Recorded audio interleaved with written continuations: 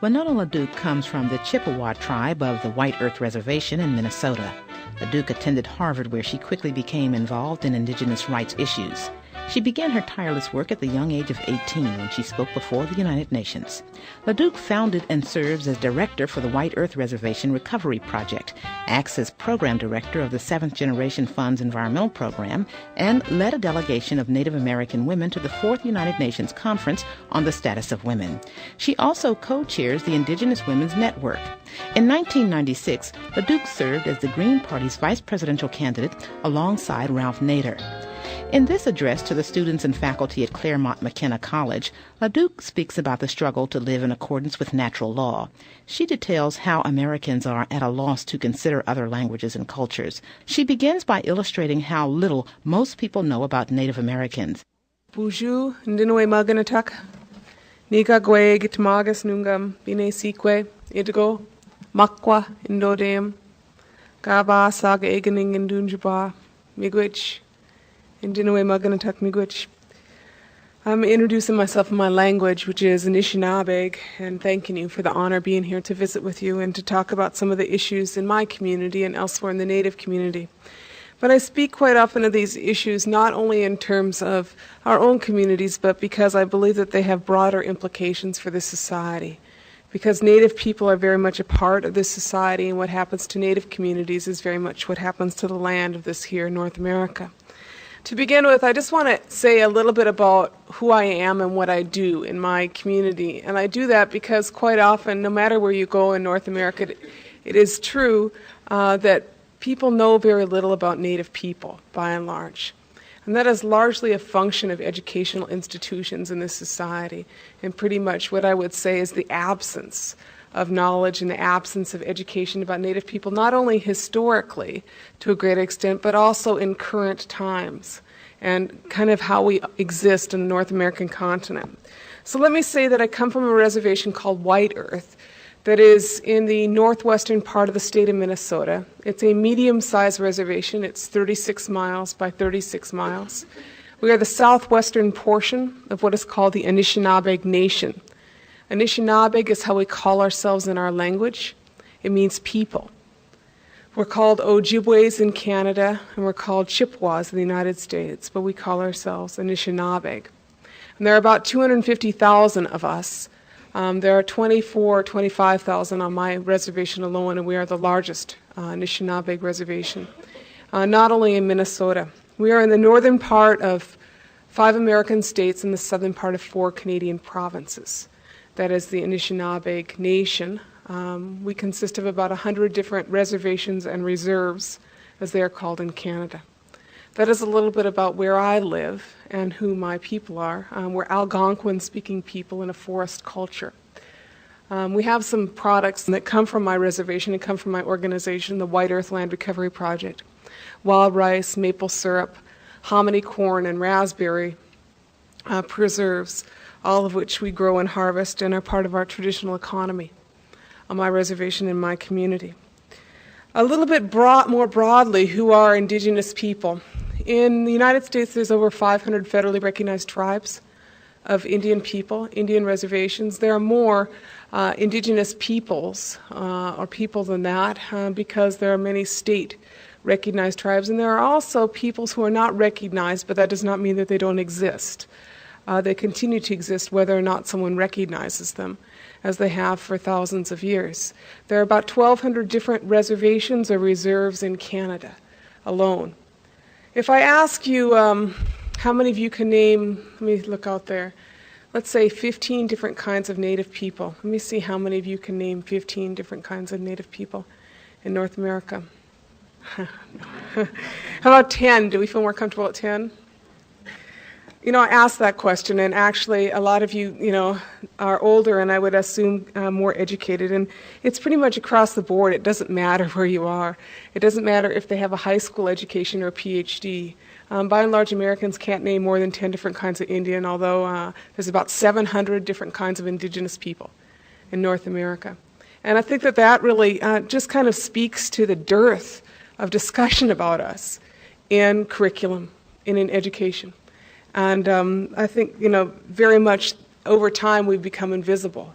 in this America. And that is very much why I believe some of the issues that we struggle with are the issues of the larger society, but nobody knows that we struggle on these, and they are not really viewed in that context. As I said, there's about 700 different nations of Indigenous people. There's no direct relationship between a people and a reservation. I gave you the reservation numbers before that. That is to say, there's over maybe 100 different Anishinaabe reservations between the U.S. and Canada. And you go someplace like the Yakima Reservation in Washington State, and there's 14 different kinds of Indian people on that one reservation. So that's to kind of give you a little bit of an idea. When I look at North America, I think of it as islands in a continent. Some are very small and some are very large. There are 80 different Indian communities in California. There are 200 in Alaska.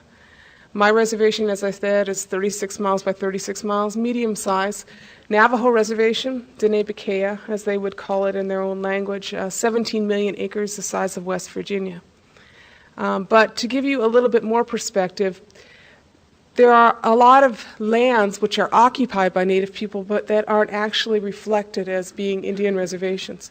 That is actually most of the north of Canada, to be quite honest about it. When you go north of the 50th parallel in Canada, the majority population is Native, north of the 50th parallel in Canada. And I say that because this is one of the problems with geography and demographics, is that when you look at a map of Canada, you don't really have an idea of who lives there. And, quite often we think of, probably hockey teams and, a few guys with toques as pretty much Canadians. But the fact is that the vast majority of Canadian land is occupied by Native people. That is to say, north of the 50th parallel, the majority population is Native. About 85% of the people who live north of the 50th parallel in Canada, which is just a little bit north of Edmonton, are Native people. Now, if you look at that on a map, that's about the upper two-thirds of the Canadian landmass, just to give you a little bit of perspective on it. Now, how over time that is reflected in terms of political change is something which is going to be represented more and more on a worldwide scale, but quite recently was represented in Canada. Now, how many of you heard of Nunavut? How many of you heard of Northwest Territories? Okay, Northwest Territories doesn't exist anymore in the form that it exists on the map that you probably saw last time you looked at a map. In 1993, Northwest Territories was divided into two territories. The eastern half of that is a place called Nunavut. It includes land and water in the Bering Sea, Baffin Island region, not the Bering Sea, in the Arctic Ocean, the Baffin Island region. It includes land, islands, and water in a territory that is 5 times the size of Texas. It is the size of the Indian subcontinent. This is just a little bit of perspective of the North, because quite often actually in our geography we don't discuss the North or the Arctic, but it is a large region. And that region is called Nunavut, and it has a form of self-governance, which is part of the constitutional process in Canada, which most of us heard something about over the past couple of years, as Canada redrawing their constitution and reforming that. And part of that process was also Nunavut. And in Nunavut, the entire governing structure is Native people. It's called Nunavut because it means our land in Inuit. And that's who lives there, is Inuit people. They are the parliament, they are the legislature, they are the mayors of the towns, they are the superintendents of the schools, they are the firemen, they are the administrators. The population is Inuit people, largely in Nunavut, or Dene people as well.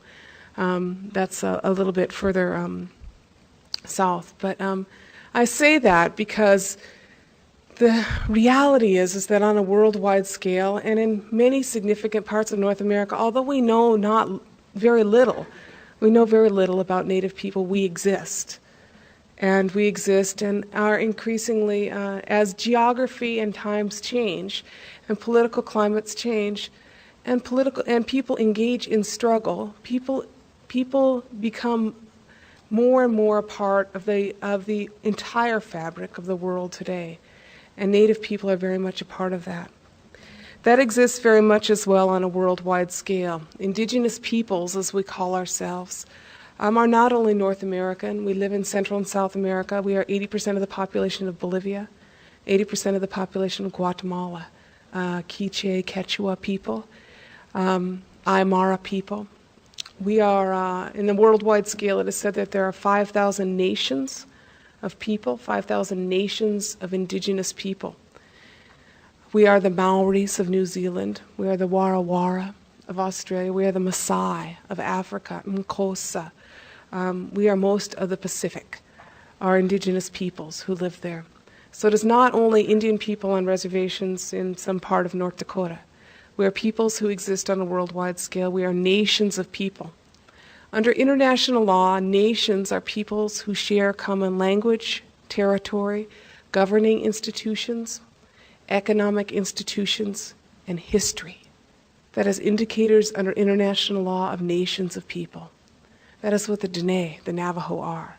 They are a nation of people that has existed with common language, territory, governing institutions, economic institutions, and history for thousands of years. That is what the Anishinaabe are. We are nations of people. We have existed as such for thousands of years. So that is a little bit about who are indigenous people. And I say that to you because I think that it is incumbent upon myself to kind of give a context. When I talk about Native environmentalism and when I talk about the issues of Native people, that you know a little bit about who we are in a broader context, as well as in somewhat the specific context of my reservation, or one or two of the stories that I will tell you. Having said that, I just briefly want to talk a little bit about a couple of aspects of Native communities in our thinking. I talk about these things because we are different. Cultural diversity is very much the beauty of the world. I believe cultural diversity is as essential to survival as biological diversity. I firmly believe that. And all the complexity that is our culture, you know, it is always quite funny because quite often when you lecture someplace, people will ask you about if you know what this word means. I really only know words in my language. You know, there are, 5,000 languages. It is very hard, quite often when little is known about someone, we are oversimplified. That's what I'm saying. And I'm saying that is really, it is pretty much difficult to do. But at the same time, there are many tenets of thinking that are common in our communities. And those tenets of thinking, I very much believe, are essential to sustainability. And I say that because it is very much my contention and the contention of many Native people that we are the only communities that have not caused extinction of species or peoples in our living here for thousands of years. And one can frankly not say the same for America. And that there is perhaps something to be learned from our views, something to be learned from our experience, something to be learned from our knowledge, our traditional ecological knowledge of our regions, of our places, and our knowledge of how one fashions a life. I say this because one of the concerns I have now as an individual who does political work not only in my own context but in the broader context of America and deals with issues from my own reservation to issues of globalization is that I believe that there is a dearth in governance today of responsibility for future generations. And that is something which our people traditionally held very close to us, a consideration about the impact of decisions made now on generations of the future. It is said, for instance, by the Six Nations Confederacy, the Iroquois Confederacy, that each decision made today should be considered in light of its impact on the seventh generation from now. That is a fundamental concept of most Native governance, is that view of decisions we make today, what impact will they have on generations to come? We took that very seriously historically, and many of our people today continue to take that view seriously. And that is very much, I believe, at the core of Native environmentalism. I believe that there are also other aspects of our worldview that is at the core of our struggle. There is a view in my community and many other communities that the natural law is preeminent, that the Creator's law is preeminent, that the way that nature is around us is the highest law, higher than any laws man could make, higher than the laws of municipalities, corporations, or governments. That natural law is the highest law, and one would do well to live in accordance with natural law. In fact, we believe to not do so would be foolish. To try to always transform nature to feed into man's needs, we believe is foolish. That's our history. So we always struggled, and today struggle, to try to figure out ways in my community of living in accordance with natural law. And we also come from a view that that which is around us is alive. That which is around us is alive. And I say this because, for instance, in my language, most nouns are animate. Most nouns are animate. So for instance, what we ate tonight, monomen, we call that, wild rice, monomen. Animate noun in my language. When you go out and you harvest wild rice, you always give thanks for it giving itself to you. Asin, word for stone, is animate in my language. It's animate. Word for stone is animate in my language. Ironically, daban, word for car, is also animate in my language. I say that because that is part of a view that I really am someone who believes that language forms a lot of your thought, and it forms a lot of your values. I think that one of the losses we suffer in America is our singular focus on English, because I believe very much that we lose compassion for other peoples and lose a larger understanding that exists from other cultures and other languages and views that come from that very different view of the world.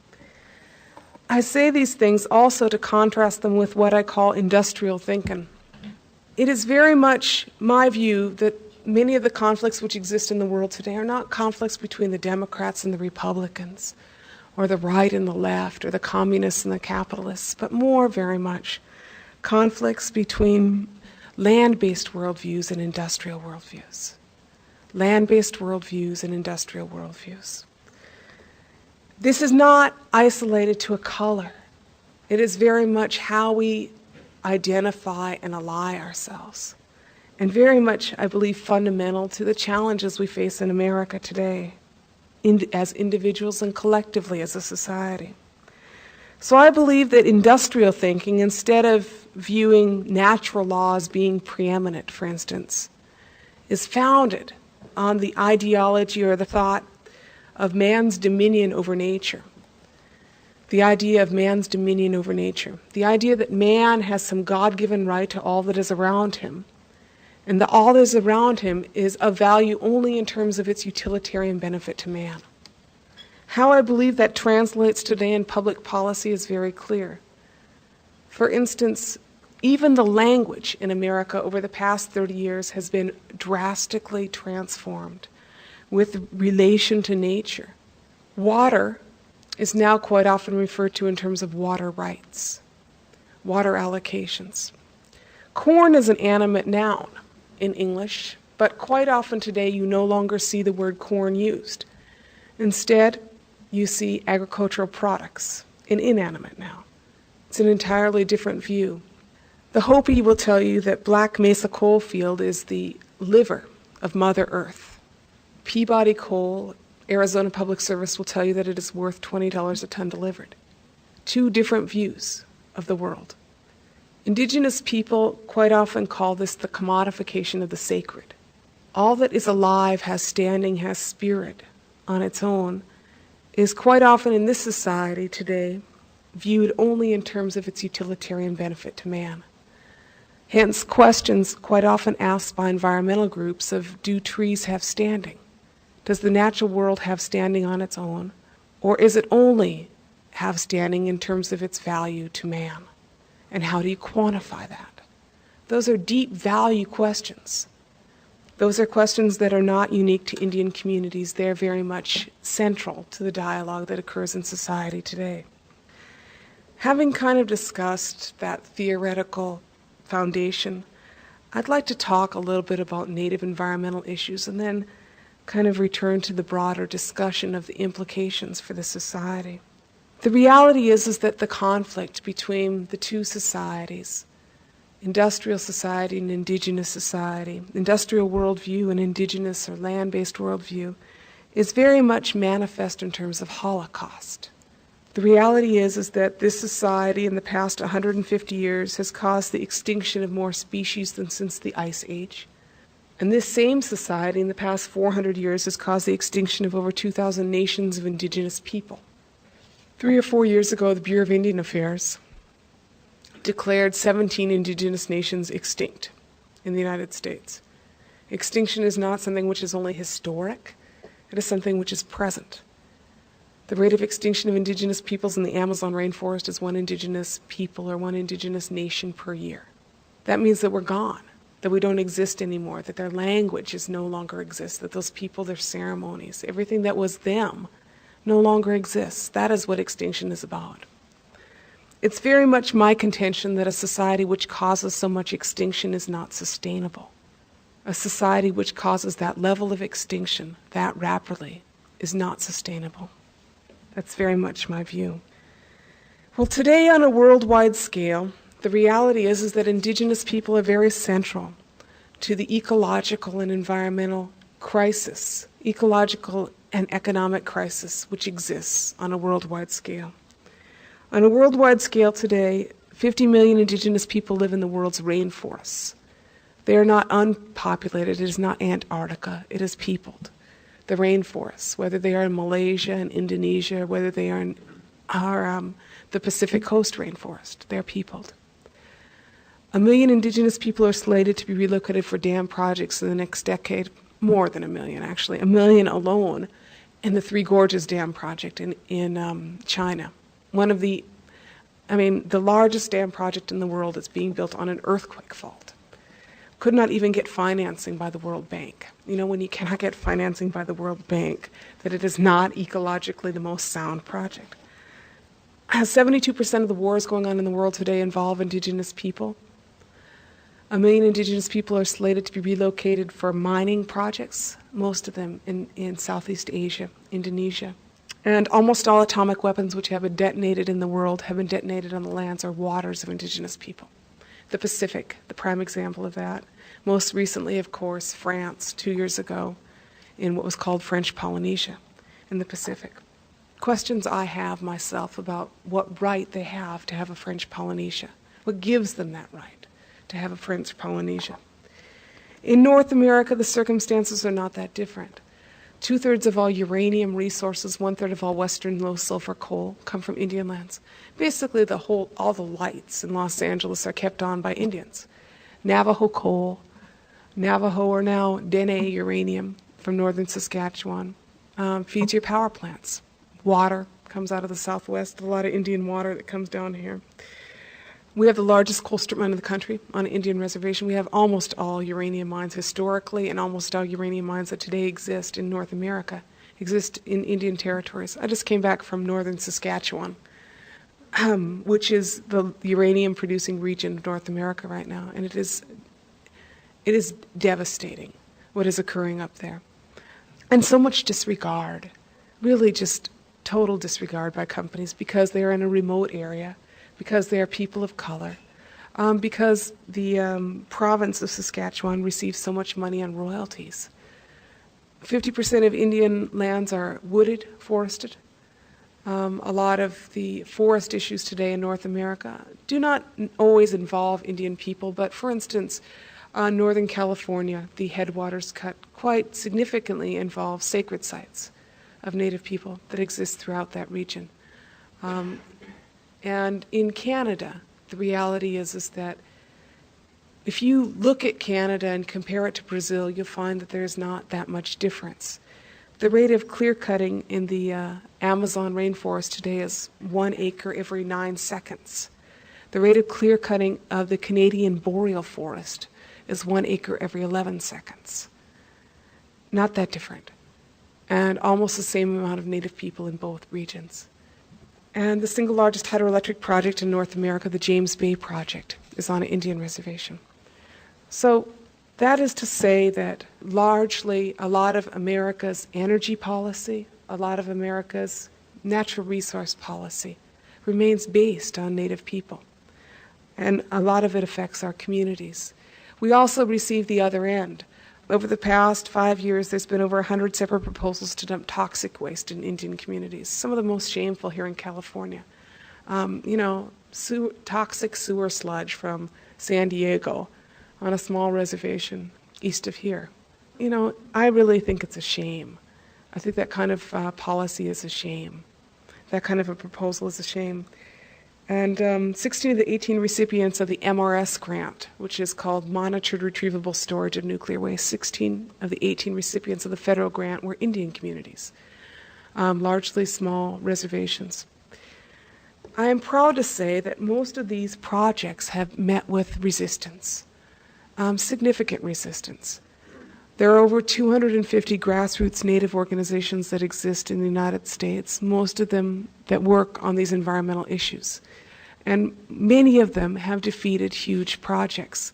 I have worked on a number of projects, and I do such in my own community. And I tell you that because it's important to recognize always that individuals make a difference, and that quite often it is people, we are the poorest people in the country. And yet, we fight big corporations, we fight big dam projects, and sometimes, quite often, we win. I'm not going to say that we always win, but we win. And I say that to you because I think that it's a myth that you have to be of privilege to make a difference in this society. I think that people who are committed, who believe, and who stand their ground can make a change. And I'm really someone who very much believes, and it is my experience, that most change is made by few individuals who stand up. They stand up and they make a difference. And very much what we have today is a result of those people. Whether it is the labor movement, whether it is women standing up for the right to vote, whether it was workers, or my running mate Ralph Nader standing up for consumer rights. It is because someone stood up. Let me tell you a couple of stories and then talk kind of about the broader implications. I was at a meeting earlier this last week with a woman named Grace Thorpe. How many of you heard of Jim Thorpe? Won the Pentathlon and Decathlon medals in the 1910 Olympics. Was voted the most valuable, I think it was most valuable athlete for the first half of the 20th century. Sac and Fox man, incredible athlete, who was stripped of his medals by the Olympic Committee for playing baseball and receiving some money for playing baseball, which at that time was like $12 or it was some pittance, which I always find totally ironic when compared to the Dream Team at the 1996 Olympics and just kind of the span of difference between ethics in that. His medals were reinstated, I think in 1992 or 1993, largely by the struggle of his daughter, Grace Thorpe, and others who stood up and said, that's wrong. And the Olympic Committee did reinstate his medals, quite a bit later. Grace is a woman who has, she's 75, has a long history of struggle here in California and in Oklahoma. And a few years ago, one day she opened up the Daily Oklahoman and she read on the paper that her tribal council had signed an agreement with the federal government called an MRS, Monitored Retrievable Storage Agreement, it was a $100,000 check called a no strings attached check, so that they would consider nuclear waste and look at the options. And this is, as I told you, 16 of the 18 recipients of the grants were Indian tribes. And they're largely billed, as I said, as no strings attached. Grace opened up the paper, and her tribe hadn't had any discussion on it. The tribal council, the tribal government had signed the agreement. She went to the library. She said she didn't know what nuclear radiation was, and she looked it up, and she said, well, you can't see it. She said, it shouldn't be on my reservation. And she went out and organized, and she went door to door on her reservation, and she organized she organized the whole community, and she forced a referendum of the tribal government on her reservation. Well, the referendum vote was 75 against and 5-4. 5-4 they said was the council. But the 75 against was the community. And they voted it down, and they had sent back the check. Grace went on and organized nuclear-free zones and Indian reservations around the country, an issue that is going to be an increasingly prominent issue in North America, and so far has organized 70 reservations to say that they don't want waste transported across the reservation, and at least had the dialogue in Indian communities about, what is waste and what is the option. Because quite often poor rural communities, and I won't even say most communities, don't discuss issues like what's on your highway and what's going down the road. On my own reservation, we work on land, environment, and cultural issues. We fought all the way through the court system to get back our land. Our land was taken illegally. The federal government said it was taken illegally, but today 90% of my reservation is held by non-Indian interests. Our land was taken for tax forfeiture, minor sales, or 13-year-olds were thumbprinting deeds.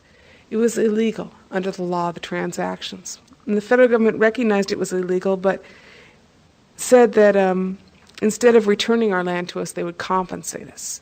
And they would pay us 1910 market value for land that they were seizing title to in 1986. So we filed a series of lawsuits, and we exhausted our legal recourse in the American court system, something which is not surprising for Native people. But rather than give up, what we did is we formed a project that I direct called the White Earth Land Recovery Project. And we acquire land. We've purchased 1,300 acres of land so far, mostly maple sugar bushes and cemeteries and some agricultural cropland. And we also litigate on forest issues, mercury, and work on trying to keep our language on my reservation. In terms of our forest issues, I find that if I could stop clear-cutting on my reservation, the problem is that the companies move someplace else.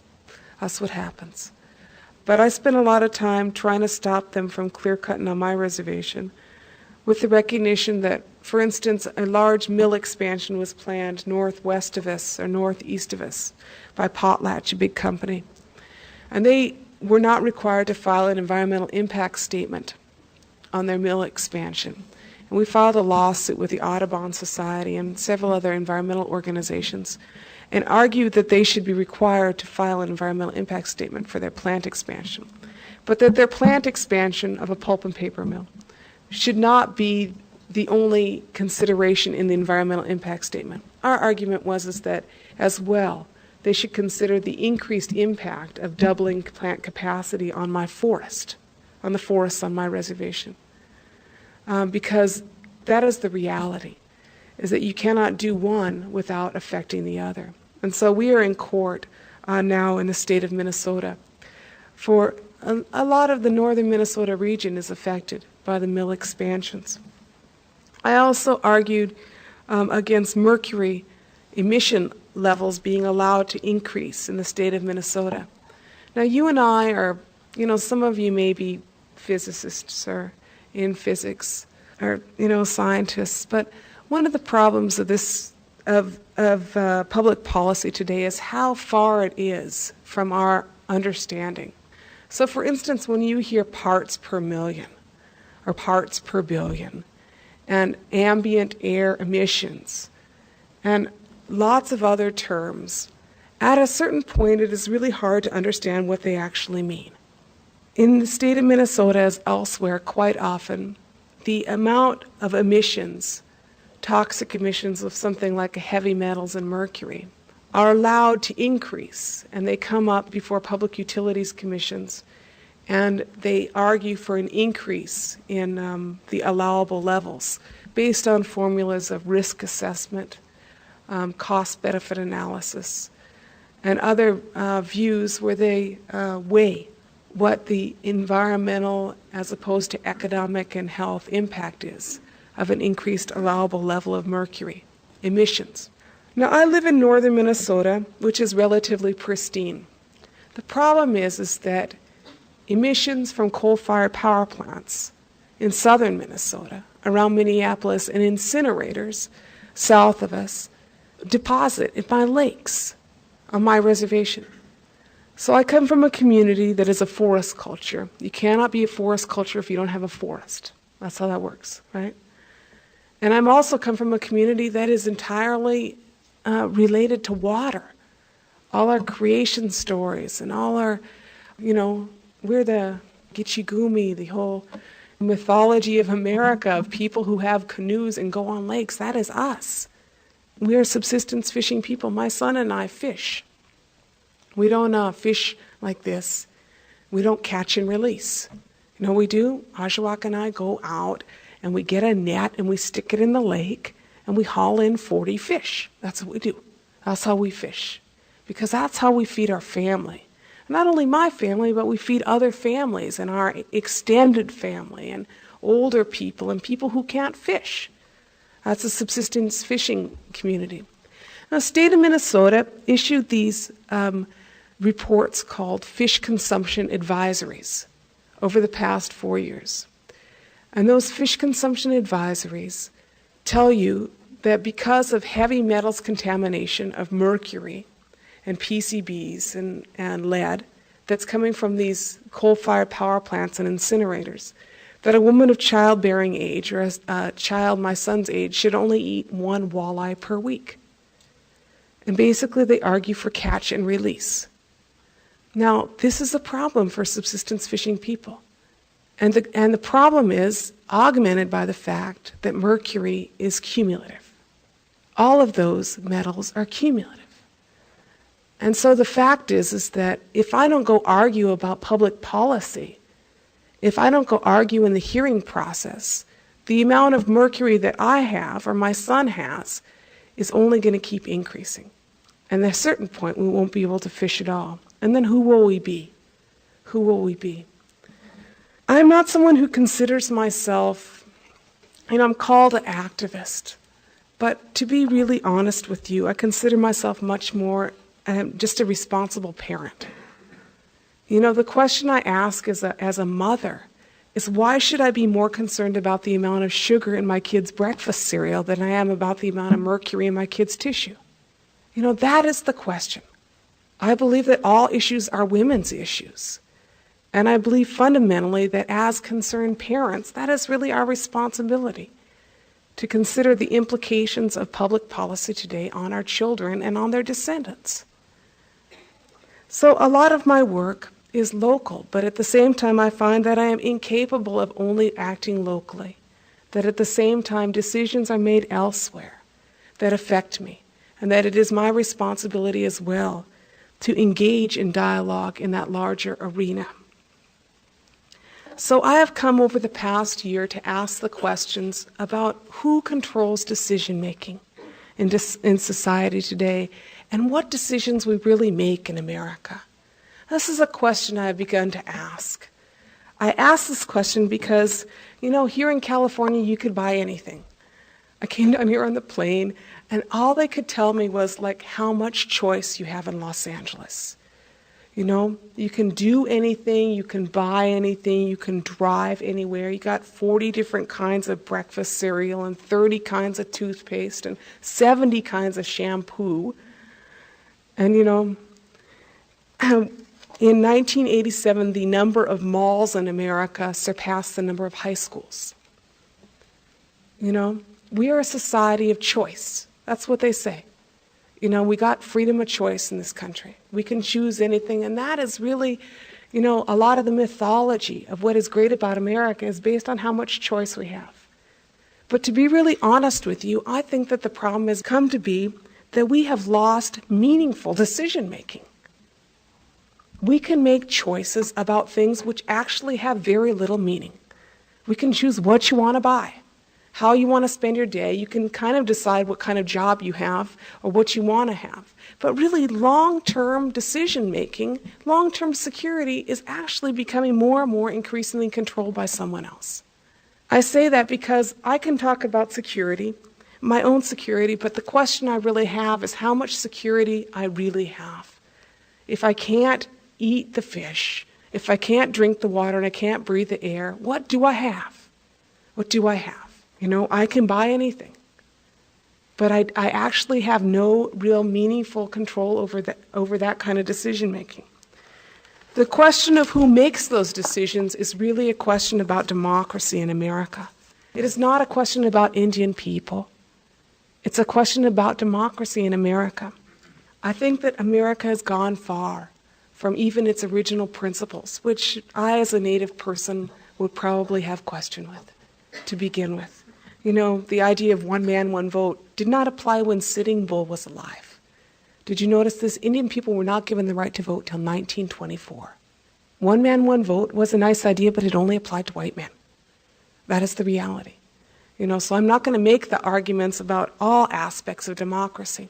But I will say that whatever we have in our hearts that we believe is being co-opted by corporations. That is who I would argue would make public policy today. I could tell you that public policy is not made by the 5,000 nations of Indigenous people in the world today, nations that have existed for thousands of years. Public policy maybe is made by the 170 or 180 so states that are members of the UN, most of which have been around only since World War II, although a couple of them or a few of them have been around for the past 200 years.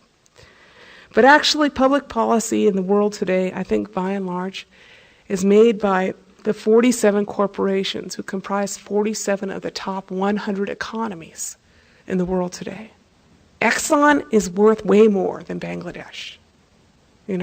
That is what is going on. AT&T is worth way more than Somalia in terms of their net worth. And I think increasingly the problem has become the corporatization of democracy and public policy in this country, that it has lost touch with actually long-term human needs in our society. It is evidenced to an extent, perhaps, by even the conventions. You and I, taxpayers, gave each Republicans and Democrats, $12 million for those conventions, right? Something like that. $12 million for each of those conventions so that we could have these conventions, right? Each of those parties went out and raised about $66 million of what's this soft money, from Motorola, from AT&T, from Texaco, from Coca-Cola. Then you wonder, how come public policy looks like it was written in a corporate boardroom? Let me give you two examples of it. An issue that affects every one of us is not just Indian people, is nuclear waste. I told you this story about Grace Thorpe. You got Ward Valley, pretty close to here. You got Yucca Mountain, a little bit east of here. You have a problem in America where you have 108 nuclear power plants that produced about 30,000 tons of nuclear waste. And they don't know what to do with it. They've spent billions and billions of dollars, our dollars, in this most brilliant minds in the world today. A lot of them have worked on nuclear waste. You know what the great proposal is? I work with these 3 Indian communities. One's called Meadow Lake, northern Saskatchewan. They have 1,500 members. They have a dirt road. This other community is called Grassy Narrows, northern Ontario. Dirt road, 500 people. They were contaminated with mercury in the 70s. Then they were sprayed and clear cut. This third community is called Skull Valley Goshoots. It's in Utah. They have 150 members. 3 leading proposals for nuclear waste disposal in the United States involve those 3 communities. None of those communities really even have any infrastructure. You understand what I'm saying? They are the poorest communities, among the poorest communities in their states or their region. They don't have, Grassy Narrows got running water and electricity about 10 years ago. We aren't talking well-developed communities with a lot of resources and infrastructure to handle nuclear waste, but 3 of the biggest proposals for nuclear waste dumping in the United States and Canada today involve these 3 communities. So I have this image of, after all this thousands and thousands of dollars, of millions and millions and millions and millions, billions of dollars on nuclear waste that we spend researching, all they could come up with is driving these trucks down these dirt roads to these Indian reservations. These utilities right here entered into an agreement with Goshoots. Southern California Edison, PG&E, 3 California utilities, 11 utilities entered into an agreement with Goshoots. This reservation, 150 people. My view is really shame on you, shame on you. But I think the problem is that it's indicative of the problem in America. Because you know what? There's this bill that passed the Senate last year called Senate Bill 104. It's going to be reintroduced in this session of Congress. They call it the Mobile Chernobyl Bill. There's a really good reason for it. 30,000 tons of nuclear waste, and this is the bill that legalizes the movement of it. And so if one of these waste facilities like Ward Valley gets approved, what's going to happen is that all of those reactors are going to load up their casks and stick them on the highways. Now, does your fire department over here have like an evacuation plan? You understand what I'm saying? Is America really ready to see nuclear waste careening down? Maybe they'll drive safely. It's kind of a big risk, kind of a risk. Quite a bit. And she is Miss Shirley Keith of the Winnebago tribe.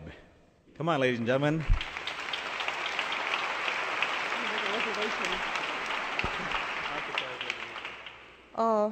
I'm going to tell you why we're not leaving the rock and why it's ours, if you want, without deed, although deed by treaty of 1968. And I'm going to be very brief about this. We are on Alcatraz, as you know, for a number of things. We want to make the rock into an Indian cultural center, spiritual center, Native American Studies Center, a museum, and a training program for Indians of all tribes. We call ourselves out there the Indians of all tribes. Now that's very significant because this is one of the first political pan-Indian movements that has happened in this country, and this is going to become even more evident when on December 23rd, when we have a Confederation of American Indian Nations from every tribe, nation, and band on Alcatraz. And that we are giving our pan-Indianism a political definition. Now, let me tell you first of all, you can take the credit for us being on Alcatraz because you and your government forced our backs against the wall. You're responsible, that's why we're there. And we're not leaving for the same reason, because we're out there to establish a precedent. We're out there to create a starting point for basic changes in Indian-white relations. We reject the alternatives of the federal Indian policy. We reject either extermination of our cultures, which we refuse to have end up on museum walls for the pleasure of non-Indians. We reject the chronic and cyclical poverty of reservations and the relocation transfer of that poverty into red ghettos in the cities. We reject these alternatives. This is why there's no more end of the trail for us. We're on a new trail where we're creating our own alternatives. We're going to survive, and we're going to survive pan-Indian and politically.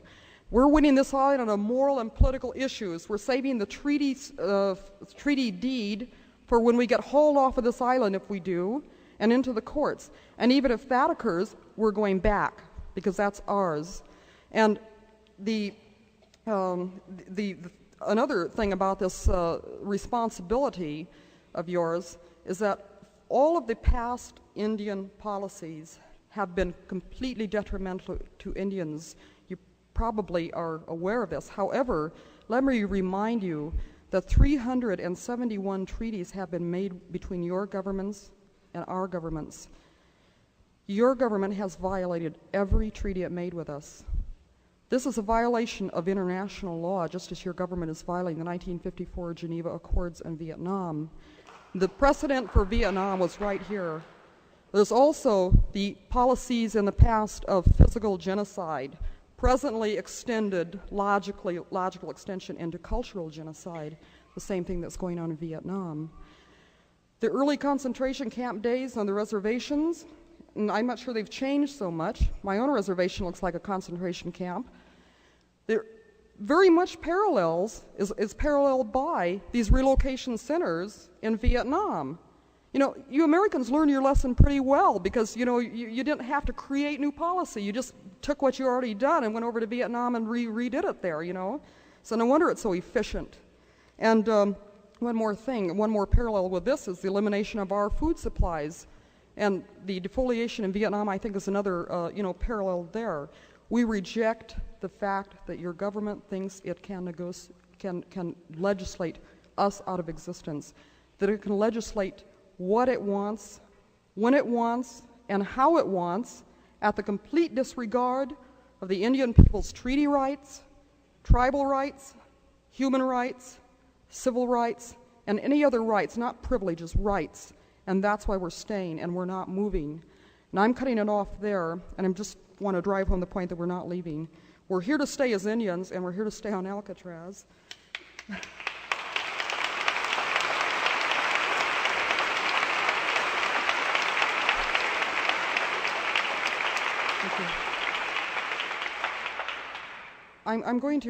I want to just read this poem. This was written by one of our elders from the Blackfeet tribe. I'd just like to comment that we don't have much of a generation gap either. I think there's lessons you might learn from this. There's an elder from the Blackfeet tribe called Lone Wolf who wrote a poem specifically about Alcatraz. It's not very long, so please bear with me on this. And this is called An Old Indian's Thanksgiving Song. Ahai, hi, hi. We who were quiet with apathy and despair. We who saw our mothers die and our fathers cry. We who have watched our land turn barren. Today with pride, hold heads high. Salute our young who bravely dare Indian hopes to rise, Indian dreams realize. Throughout this land, our thankful song swells across the sky, and Indians cry for land and bread and righting of the wrong. O Indians of Alcatraz, you have made us men again. Tall Black Hawk stands with Sitting Bull. Wise Tecumseh speaks with great Cochise. And all the tribes in all the lands send up the song for victory and peace. O brave young Indians, your mothers weep no more. Thank you.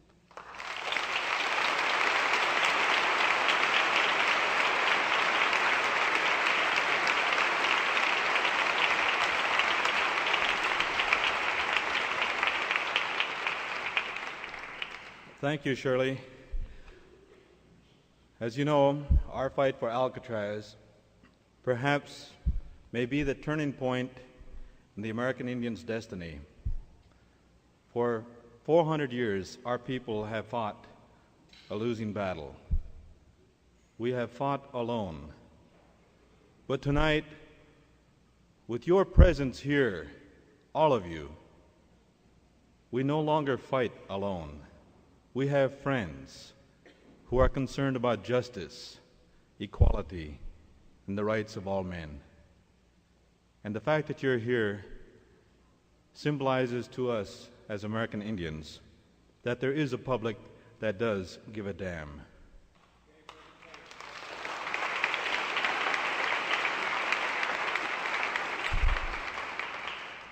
We have had many things taken from us,